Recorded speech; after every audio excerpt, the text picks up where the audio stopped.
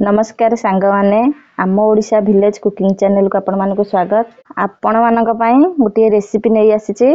आपण माने जुआडे खरारे जाइथिबे आसी केमती कांजी तोरानी रु टिके पी देबे देखिबे आपण मानक बहुत भल लागिबो। देखंतु खरा दिन रे हमर कांजीटा पिया पई बहुत देह पई भल होई थाए। सेति पई आज मु कांजी प्रस्तुत करिके आपण मानक देखौची।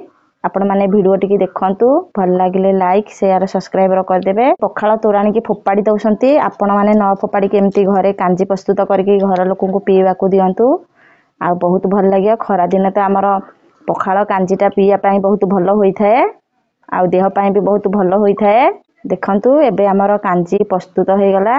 कांजी पई एबे कोन सब जिंस आवश्यक चलंतु देखि नबा।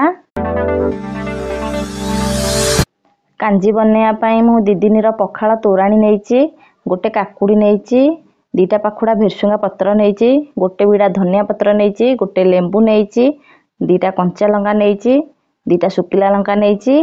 आकु नेइकी आज आमे कांजी प्रस्तुत करिबा। हांडी एबे ताती गलानी, तेल देई दबा। हमर कांजी पई बेसी तेल दरकार नाही। एबे पंच फुटण को देई दबा, सुकिला लंका को देई दबा, ताकू भाजी नबा। एबे भेरसुंगा पत्र दे दबा। आपण माने जेतेबेले कांजी प्रस्तुत करूसंती बेसी तेल देबेनी। कांजी हमर कम तेल रे होथाए, केवल जहा फुटणटा फुटीबो। एबे आमे तोरानी की देई दबा। आपण माने चाहिले 2-3 दिन रो तोरानी रखिके कांजी प्रस्तुत करि परिबे। जेतिके अधिक खटा हेई थाए, 2 दिन रो तोरानी टिके कम खटा हेई थाए। अधिक कांजी खटा खाइया को भल लागे। आपण आउ टिके अधिक दिन रखिके कांजी प्रस्तुत करि परिबे। एबे आमे कांजी की फुटिया पई छाडी दबा।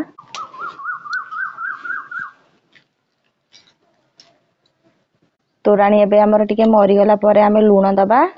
काहेकि फास्ट लूण दे देला हमर कांजीटा जेहेतु फुटिकी टिके मरिबो त लूण मापाटा ठीक आसीबनी। सेति पई कांजी फुटिकी टिके मरी गला परे आमे लूण दे दबा।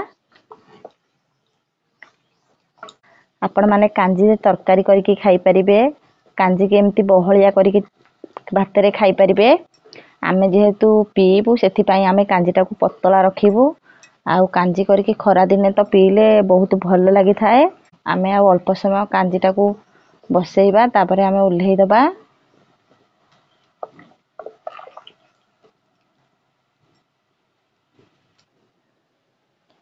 कांजी एबे फुटी गलानी, आवश्यक अनुसार लूण देई दबा।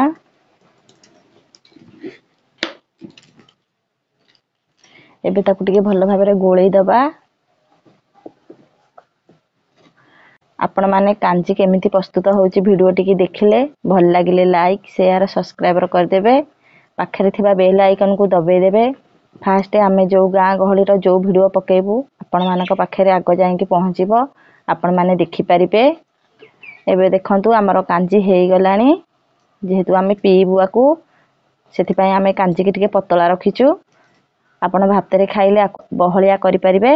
आपण माने वीडियो टिके देखिले कांजी केमिति प्रस्तुत होउची भल लागिथिले लाइक शेयर सब्सक्राइब कर देबे। पाखरे थिबा बेल आइकन को दबाई देबे।